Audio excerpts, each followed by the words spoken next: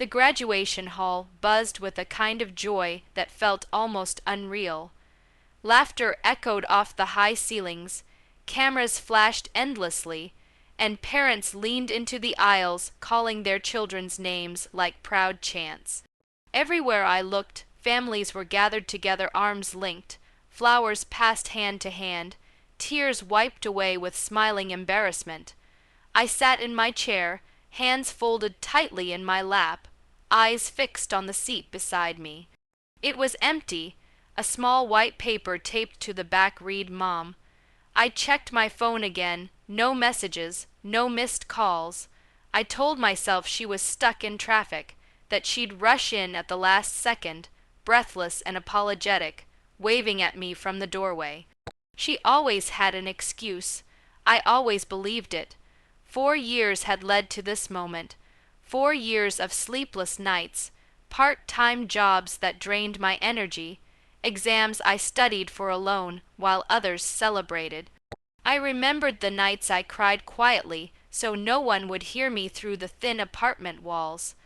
I remembered telling myself it would all be worth it when she finally saw me walk across that stage.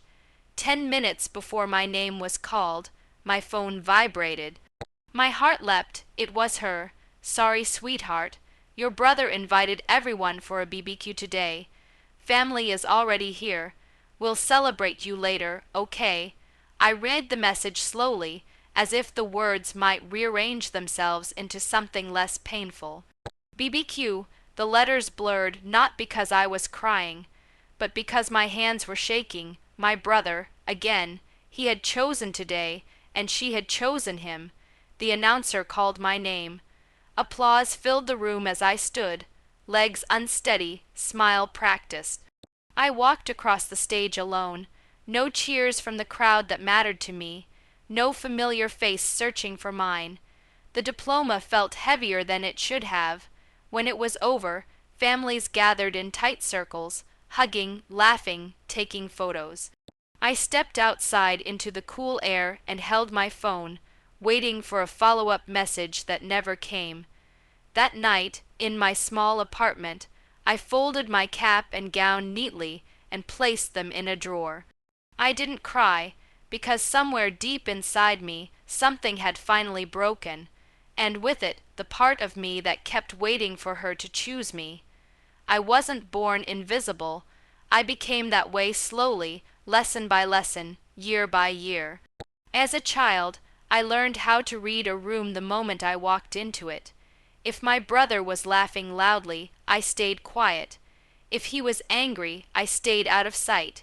His emotions filled the house like weather, unpredictable, impossible to ignore, while mine were treated like background noise. My mother called him sensitive. She called me strong. Strong meant I didn't need help. Strong meant I didn't get comfort when I cried. Strong meant I learned how to swallow disappointment without making a sound. Every time I succeeded, it was expected. Every time he failed, it was explained away. When we were kids, she showed up for his school plays, his games, his random achievements.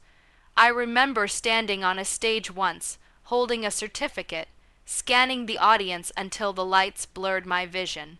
She never came that day either. Later, she told me she'd been tired. I told her it was okay. I always told her it was okay. By the time I reached high school, I stopped asking her to come to anything. It hurt less to expect nothing. I worked after school to buy my own supplies, paid my own application fees, filled out forms without help. Independence became my armor, but it was heavy to wear alone. My brother, meanwhile, always had a crowd around him. Family dinners revolved around his stories. His mistakes were met with laughter. Mine were met with silence or quiet disappointment. I didn't resent him. Not really. I resented how easy it was for her to forget me. Even when I moved out for college, she barely noticed the shift. A quick hug, a reminder to call, no tears, no hesitation. I told myself that was freedom. But the truth was simpler and sadder. I had learned how to make myself small so no one would be inconvenienced by my needs. The graduation was not a sudden betrayal. It was the final confirmation of a lifetime pattern I had tried to deny. When she chose a casual BBQ over the biggest day of my life, it felt less like a surprise and more like an answer to a question I'd been afraid to ask. Did I matter enough to be chosen? The silence that followed was louder than any argument. And in that silence, a dangerous thought took shape. If disappearing was so easy for me, what would happen if I truly did? Leaving didn't happen in a single dramatic moment. There were no suitcases thrown across the room, no tearful goodbyes, no final arguments. I simply stopped explaining myself. I stopped calling first. I stopped answering messages right away, and when weeks passed without anyone noticing, I understood how easy it would be to vanish completely. The decision to change my name came one night after work. I was sitting alone at my kitchen table, surrounded by bills and silence, when I realized something unsettling. Everything in my life carried the same name, the one my mother had chosen, the one she barely used. It felt like wearing a label that belonged to someone else's expectations, so I let it go. The paperwork was strangely simple: a few signatures, a small fee, a new identity printed neatly on official documents. When the approval arrived, I stared at it for a long time, waiting to feel guilt. Instead, I felt relief. I applied for jobs far away, places where no one knew my past, where I wouldn't be introduced as someone's sister or daughter. When an offer came through from another country, I accepted without hesitation. The distance felt like oxygen. Starting over was terrifying. I learned new streets, new routines, a new version of myself. There were nights I came home exhausted, unsure if I was brave or just running. But every morning, I woke up knowing no one expected me to be smaller than I was. I built my life quietly, promotion by promotion, friendship by friendship. I learned what it felt like when people showed up, not because they were obligated, but because they wanted to. When I spoke, I was heard. When I succeeded, it was celebrated. Years passed before the first message found me. It came through an old contact who didn't know my history, only that my mother was searching. Her email was careful, almost confused. She wrote about worry, about missing me, about how she didn't understand how things had gone so wrong over one missed graduation. One missed graduation. I read the message twice. She never mentioned the years before it, the forgotten moments. The pattern, the way I had learned to disappear in plain sight. I closed the email without replying, not out of anger, but out of clarity. Responding would mean reopening a door I had finally closed, and for the first time in my life, I chose myself without apology.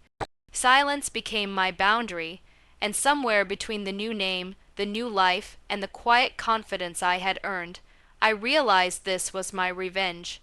Not destruction, but distance. I returned to my hometown years later, not out of longing, but out of necessity. A work conference had brought me back, and for the first time, the idea of being nearby didn't make my chest tighten. Distance had done its work. I was no longer the girl who measured her worth by someone else's attention. The streets looked smaller than I remembered. The buildings seemed worn, as if time had moved forward without asking permission.